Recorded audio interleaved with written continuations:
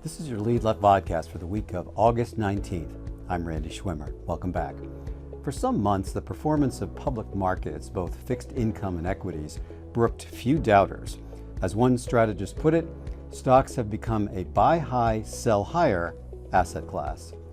July's labor report showed the U.S. economy added only 114,000 jobs, down sharply from June's level of 179,000. Unemployment rose to 4.3% from 4.1%. Markets swooned on the news.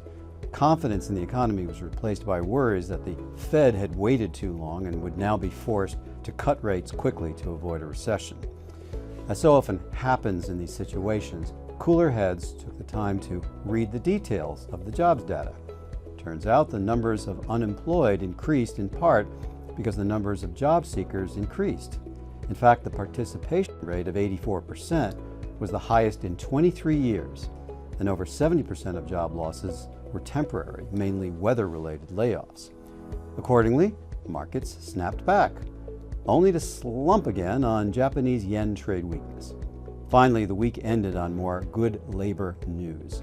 Initial jobless claims shrank to 233,000 from the prior recent high of 250, and the S&P 500 at its best day in 2 years, up 2%, with the 10-year Treasury back to 4%.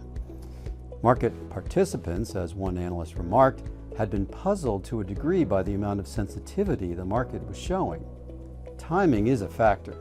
The Fed's likely rate meeting is upon us, so incoming data between now and then risks greater scrutiny.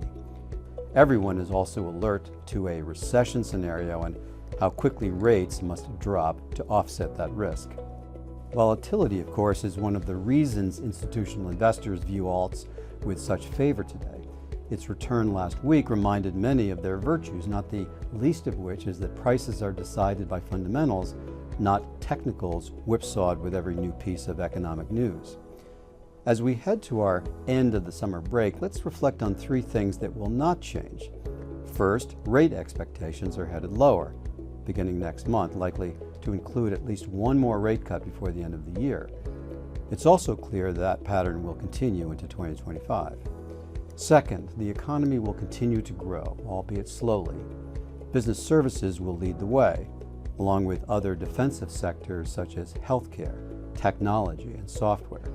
The consumer is still spending, though sentiment remains cautious.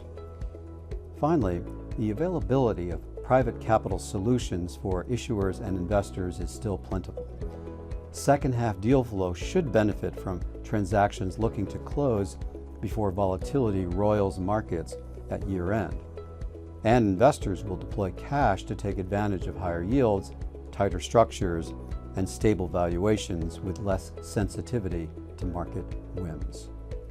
Reporting from the Buy Low, Sell High division at the Lead Left, this is Randy Schwimmer, wishing you and your families a safe and healthy week.